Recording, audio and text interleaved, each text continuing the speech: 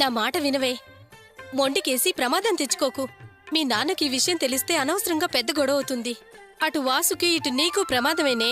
అవును రేవతి, మీ అమ్మగారు చెప్పిన మాట విను.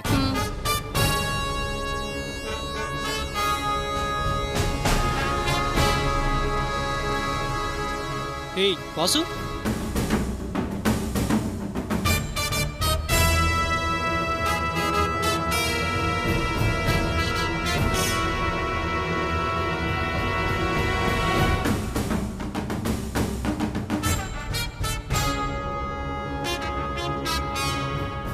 వాసు, నీకు రేవతి ఆల్రెడీ తెలుసా? తెలీదండి. అదేంటి, ఒకరు తెలుసంటారు ఒకరు తెలీదంటారు? Any problem? మరేం లేదు సార్, ఈ అమ్మాయి వీళ్ళకి ఒక్కగానొక్క కూతురు కదా, అల్లారి ముద్దుగా చాలా గారాబంగా పెంచారంట. మీరు పెళ్ళైన వెంటనే ఫారెన్ వెళ్ళిపోతానని అన్నారంట కదా, తన్ను కూడా మీతో తీసుకువెళ్ళిపోతారు కదా. అప్పుడు ఈ తల్లి కూతుర్లు వేరువేరుగా ఉండాలని దిగులు పడుతున్నారు. ఓహ్, పెళ్ళైన తర్వాత దూరంగా ఉండకుండా కనీసం 1 నెల 2 నెలల్లో ఇద్దరు కలిసి ఉంటే బాగుంటుందని నన్ను పిలిచి, మీకు కూడా పెళ్ళికొడుకు బాగా తెలుసు కదా, కాస్త చెప్పండి అని చెప్తున్నారు సార్. ఓహ్, అదా విషయం. రేవతి, ఈ విషయం నాకు డైరెక్ట్గా చెప్పొచ్చు కదా, ఈ రికమెండేషన్స్ దేనికి? అయినా నీతో నీ అభిప్రాయాలు తెలుసుకోవాలని చాలాసార్లు ఫోన్ చేశాను, నువ్వే ఫోన్ లిఫ్ట్ చేయలేదు. మీరు ఊహించినట్టు వాసు నాకు చాలా కాలం నుంచి తెలిసిన వ్యక్తి కాదు, జస్ట్ ఇందాకే పరిచయం అయ్యాడు. వాసు, టాయిలెట్స్ ఎక్కడా? పదండి సార్, నేను చూపిస్తాను.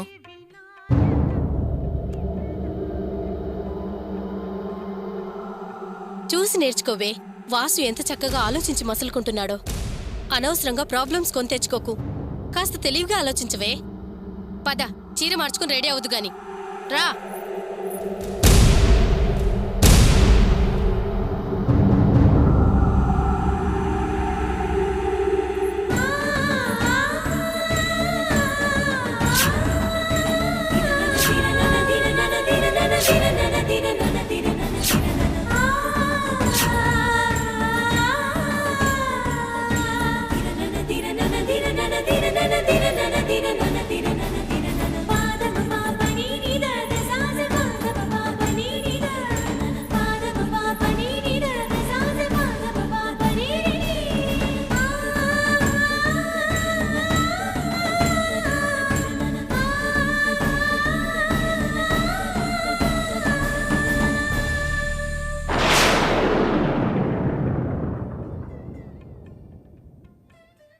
అయ్యా, లగ్నపత్రిక తయారైంది, ఒక్కసారి చదువు వినిపిస్తాను, వినండి.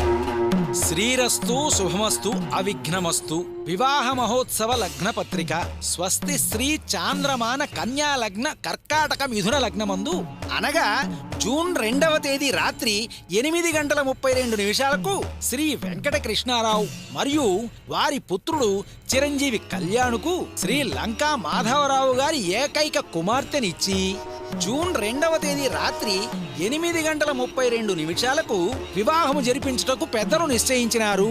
కావున ఇరు కుటుంబముల వారు అందుకు అంగీకరించి ఒప్పుకొని ఇచ్చిపుచ్చుకున్న లగ్న పత్రిక.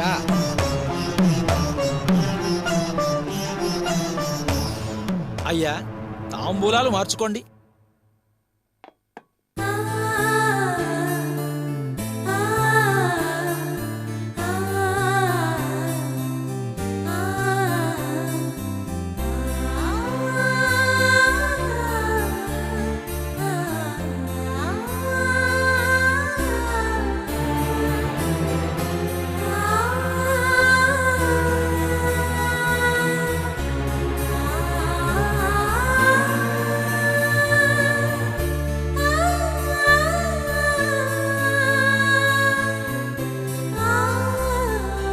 అబ్బాయిని మీరు అల్లుడు అనిపించుకున్నారు, మీరు అమ్మాయిని కోడలు అనిపించుకున్నారు. చాలా సంతోషం.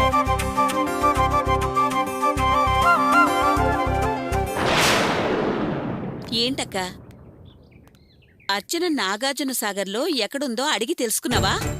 అడిగాను. జలగలా అతుక్కున్నా, గోమార్లా అంటుకున్నా. అడిగి అడిగి నా నోరున పుట్టిందే కాని అక్కడి నుంచి మాత్రం సమాధానం రావట్లేదు. నువ్వన్నట్టు ముందా శివగాడు కనిపిస్తే వాణ్ణి విచారిస్తే గాని విషయం తెలిసేలా లేదు. అందుకేగా నిన్నీ పక్కకు తీసుకొచ్చి ఆ స్వామి దర్శనానికి తీసుకువెళ్లేది. ఆ అక్క, ఆటోలో వెళదామా? అలాగే వెళదాం పదక్క. బాబు ఆటో వస్తుందా? అమ్మా మీరా? రండి రండి. మీరిక్కడికి వచ్చారేంటి? మేము గుడికి వెళదామని బయలుదేరాం. అక్క, ఇతనెవరో తెలుసా? మా గోపి ఫ్రెండు, పేరు శివ. ఇద్దరు మంచి స్నేహితులు. అలాగా, చాలా సంతోషం నాయనా. శివ, ఈవిడెవరో తెలుసా? మన అర్చన వాళ్ళ వదిన గారి అమ్మ. అలాగా, నమస్తే అమ్మా. నమస్తే. చెప్పండమ్మా, ఏ గుడికి వెళ్ళాలి? అమ్మవారి దేవాలయానికి వెళ్ళాలిరా. రండమ్మా, అయితే కూర్చోండి, నేను తీసుకెళ్తాను. రాక్క.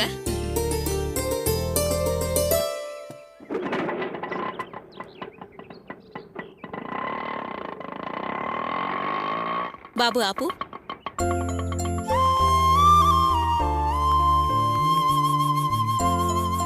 బాబు, ఇక్కడ ఆటో దొరకడం చాలా కష్టం.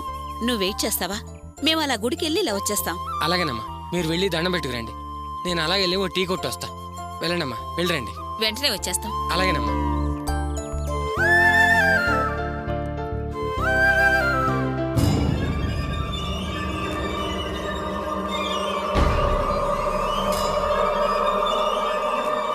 నమస్తే స్వామీజీ గారు. జై భవాని. నేను మీతో అన్నానే, వారే వీరు. నమస్కారం స్వామి. తెలుసు, మీ గురించి బాగా తెలుసు. మీ కుటుంబంలో ఎన్నో సమస్యలు. కారణం తెలియదు. మీరే మార్గం కోసం వెతుకుతున్నారు, అవునా? అక్షరాల నిజం స్వామి. అన్నీ ఎదురే అవుతున్నాయి. ఒకటనుకుంటే మరొకటి జరుగుతుంది. ఎలాగైనా మా కష్టాలు తీరి మా ఇంట్లో మంచి జరిగి సంతోషం తొంగి చూసే మార్గం చెప్పండి స్వామి. నువ్వు నాకేం చెప్పాల్సిన పని లేదు, అంతా నాకు తెలుసు. ఆ అశుభాలన్నీ జరగడానికి కారణం మీ కుటుంబానికి చెందిన అమ్మాయి ఈ మధ్య కాలంలో వెళ్ళరాని చోటుకు వెళ్ళి వచ్చింది. ఆ పీడ మిమ్మల్ని వెంటాడుతుంది. అది రోజు రోజుకి మీ ఇంట్లో స్థిరమై బలం పెంచుకుంటుంది. దాని ప్రభావం పెరగకుండా అణిచివేయాలి. దానికోసం మేమేం చేయాలో చెప్పండి స్వామి. అలాగే చేస్తాం, మీరు చెప్పినట్టుగానే చేస్తాం. జై భవాని. ఇది మీ ఇంట్లో పూజ గదిలో పెట్టి మరచిపోకుండా శనివారం శనివారం పూజ చేయండి. అలాగే స్వామి, చాలా సంతోషం. సంతోషం అనగానే సరిపోదమ్మా, మరో నియమం పాటించాలి.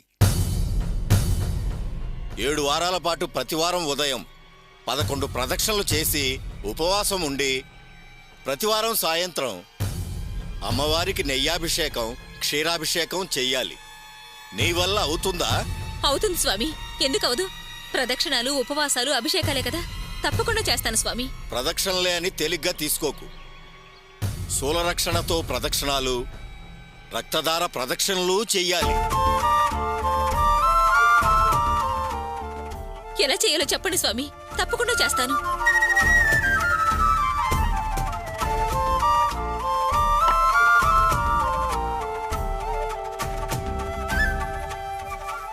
ఇవి కాళ్లకు ధరించి 11 ప్రదక్షిణలు చేయాలి.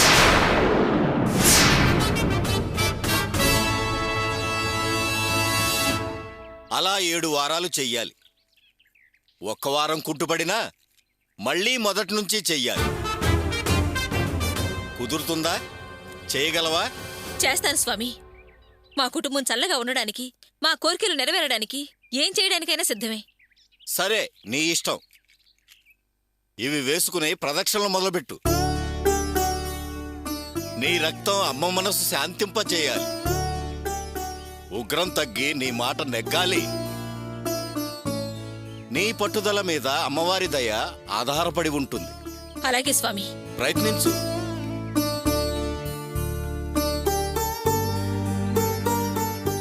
పూజకు టైం అయింది.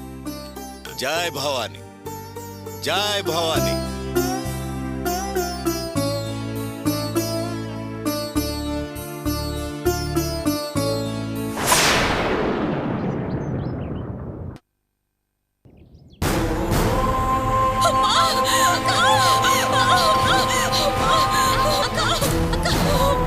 భవాని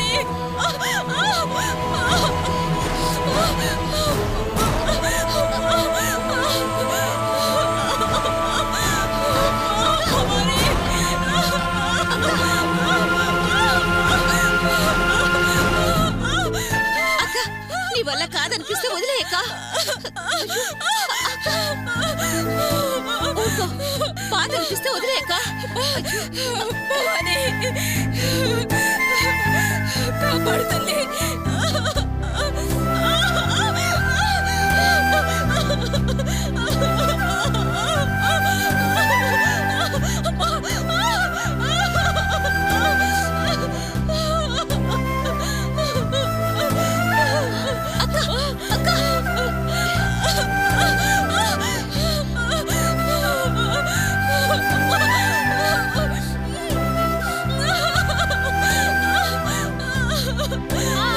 నెమ్మదిగా అక్క, బాధైతే వదిలేసేక.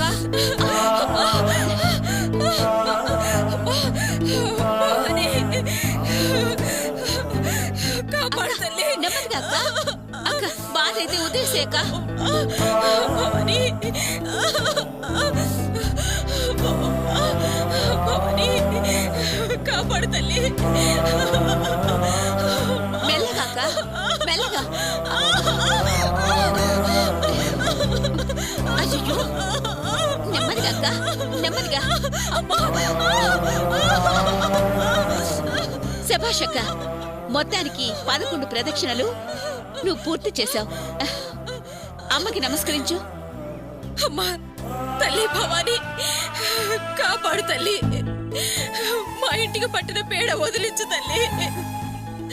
మమ్మల్ని దీవించు తల్లి. చల్లగా కాపాడు.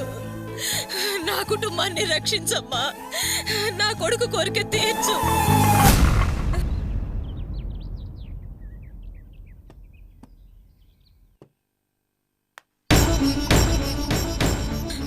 అమ్మా ఎవరికి ఏ ఆపద రాకుండా కాపాడు అమ్మా తల్లి. అమ్మా, ఏంటమ్మా ఇది? ఈ చెప్పులేంటి, ఈ ప్రదక్షిణలేంటి? ఎందుకమ్మా ఇంత కష్టమైన ప్రదక్షిణలు చేస్తున్నావు? ఈ మొరటి పూజలు ఎందుకమ్మా? ఇలా ప్రాణాల మీద తెచ్చుకునే మొక్కులు ఎందుకమ్మా? చూడు చూడు, రక్తం ఎలా కారిపోతుందో. ఏం చేయమంటావురా శివ? నేనేం చేసినా, ఏ మొక్కులు మొక్కినా మా కుటుంబ సమస్యలు తీరాలనేరా. నా ప్రాణాలు పోయినా సరే గోపికి ఏ కీడు తగలొద్దనేరా ఈ మొక్కులు తీర్చేది. మా కుటుంబం అంతా వాడి కష్టార్జితం మీదే బతుకుతుంది. అందుకే వాడు చల్లగా ఉండాలనేరా ఈ రక్తధార ప్రదక్షిణాలు. ఇంకా 6 వారాలు ఇలా చెయ్యాలి. అప్పుడే ఆ కనకదుర్గమ్మ శాంతిస్తుంది. నాకేమైనా సరే ఈ ప్రదక్షిణలు మాత్రం ఆపేది లేదురా. ఏంటమ్మా, ఇంకా 6 వారాలా? ఇలా ఈ ప్రదక్షిణలు చేస్తూనే ఉండాలా? చేస్తావా? తప్పదురా. అలా చేయకపోతే నా గోపి ప్రాణాలకే ప్రమాదం అన్నారు. నేను నా ప్రాణం మీద తీపితో ఈ పని మానేయాలా? నాకు నా గోపి ప్రాణాలే ముఖ్యంరా. ఆ తర్వాతే ఏదైనా ఎవరైనా. అమ్మా! ఏంటమ్మా, వాడు ప్రాణాలకి ఏం ముప్పు ఉంది? అసలు ముప్పని ఎవరు చెప్పారు నీతో? ఎందుకమ్మా ఇలా నెత్తురు కార్యాల ప్రదక్షిణలు చేస్తున్నావు? అమ్మా, ఇలాంటి మొక్కుకోవద్దమ్మా, అంత అబద్ధం. మరేం లేదు బాబు, అర్చన అలిగి నాగార్జున సాగర్ వెళ్ళింది కదా, అప్పుడు అర్చన ఉండరాని చోట ఉండొచ్చిందట. అప్పుడు ఆమెను ఆవహించిన పీడ ఇటు ఇంటికి అటు కట్టుకున్నోడికి కీడు చేస్తుందని స్వామీజీ గారు చెప్పారు. ఆ పీడ వల్లే వీళ్ళింట్లో సమస్యల మీద సమస్యలు వచ్చి పడుతున్నాయని చెప్పారు. ఆ సమస్యలు తీరాలంటే పరిహారంగా ఈ రక్త ప్రదక్షిణలు చేయాలని ఆ స్వామీజీ గారు చెప్పారు. అసలు ఆ అర్చన ఎక్కడుండొచ్చిందో వివరంగా తెలిస్తే పరిహారం చేయడం తేలికే. కానీ ఆ నిజం తెలియలేదు కాబట్టి అక్కకి ఈ కష్టం తప్పడం లేదు. ప్రాణంగా చూసుకునే గోపి కోసం తన ప్రాణం మీదకి తెచ్చుకుంటుంది. నీ కష్టం చూస్తుంటే నా గుండె పగిలిపోతుందమ్మా, చాలా బాధేస్తుంది. ఇలాంటి సాహసం ఏ తల్లి చేయదమ్మా. గోపిని ఎంతగా ప్రేమించి నీకు చేతులెత్తి దండం పెట్టాలనిపిస్తుంది. కన్ను తల్లి మనసయ్యా, కొడుకు క్షేమం కోరి చేస్తుంది.